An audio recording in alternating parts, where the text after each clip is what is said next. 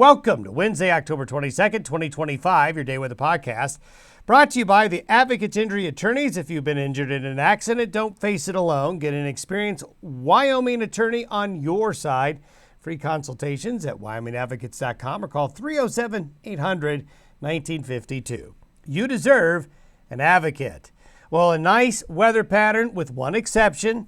As that little low comes off the California coast, beautiful shot there from New England, of all places, the fall colors. Nothing like a New England fall. But basically through Saturday, we've got some nice mild days. We do have that system coming out of California that will spread some showers across the Great Basin, Colorado, into Kansas and Utah, and into the plains. But a lot of the rest of you will enjoy, through Saturday, some really nice weather conditions. But the Pacific Northwest will start to feel the effects of that strong Pacific jet stream crashing into the Pacific Northwest this weekend, starting as early as Friday.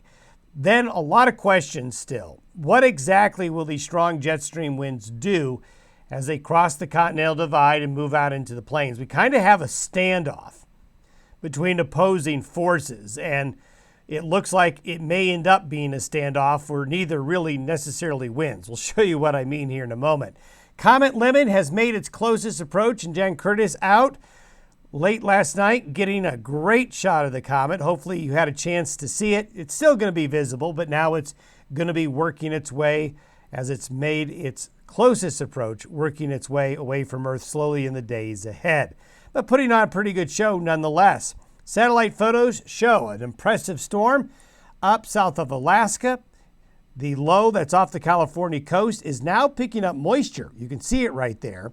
But a lot of clear skies and a lot of very nice October weather over a large chunk of real estate elsewhere. That upper level low that'll be over California today by noon Friday will be around Colorado Springs. Cut off from the main flow up here and just kind of slowly moving through. And then you can see all the weather up here in the Gulf of Alaska. The precipitation with that low, it's been very consistent. We're going to have light to moderate showers, a few thunderstorms along the path, some higher elevation snow, better moisture as it gets into some Gulf moisture will be found out here as it heads east. All this moisture up here by Friday into Saturday is coming in from those strong Pacific jet stream winds. And then you can see there's a large chunk of, well, not a lot going on here between now and Saturday. But as we go into the weekend, we're going to see those strong jet stream winds dive into the Pacific Northwest and the northern Rockies, just driving its way in. But as we showed you yesterday, we've got this big high from Hudson Bay through the upper Midwest and the Great Lakes and South. And it's taking, we've talked about omega patterns before. It's an omega pattern where this low maintains this high maintains this low. And so it's slow moving and kind of a blocking situation where it kind of holds up everything. This is like a strong offensive line in football, kind of holding the defense or pushing back against it as it comes through. And this is the standoff I was talking about. We have these very strong jet stream winds and cold, moist Pacific air diving in, but running into this. And what'll happen is these strong jet stream winds as they punch in, this is by noon Sunday Mountain Time, you're going to have a lot of weather in the Pacific Northwest and from the Cascades west. You're going to have a cold front coming through right here during the day Sunday night into Monday. But what happens after that? Well, it will produce moisture. Notice the heaviest moisture is along and west of the Cascades and the northern Sierra. There's not going to be a lot of deep moisture getting further east. The mountains here are going to catch a lot of it, and it's going to swing through quickly. So there may not be a lot of heavy precipitation here, but some as we get into Sunday night into early Monday morning. What happens as it crosses the divide? Well, that's where it gets a little bit more tricky. So going back to noon Sunday, this is where we are. Now we're going to step through and look at the different model solutions like we did yesterday. Like taffy, the strong jet stream winds in this trough get strung out. It's trying really hard to dig in right here, but it's encountering this big ridge right here in the omega pattern. So it's trying to come in underneath in that negative tilt. And so the low and the energy gets elongated. When it gets elongated or stretch out like taffy, it reduces the ability for the storm to come consolidated, become a deeper, slower moving Midwest storm.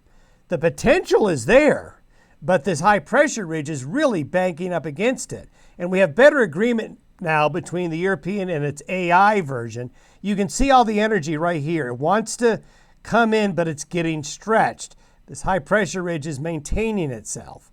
The Canadian model is not as stretched. It's consolidating more energy back here, but it's similar.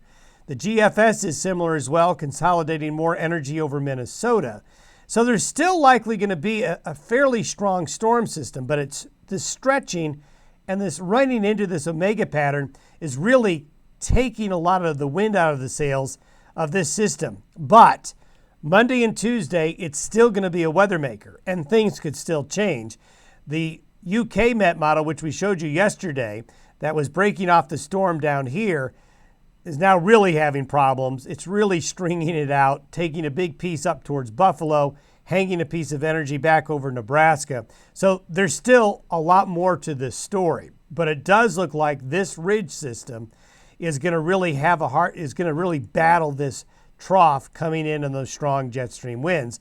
And this has implications down the road, because if this pattern evolves somewhat similar like this, especially something like this, this is going to then allow more in the way of Pacific energy to come in at the end of October and into early November. It kind of changes the dynamic a bit.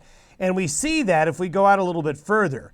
The AI version's got a pretty good storm here in the Corn Belt, but it's going to make it more progressive and not keep it back here to log jam things, and then it will probably head out this way. This will allow this wave to come into the Rockies around Halloween, and then this wave to come in several days later into early November, which would make early to mid-November colder, more active in the west. So a lot of moving parts, a lot to figure out.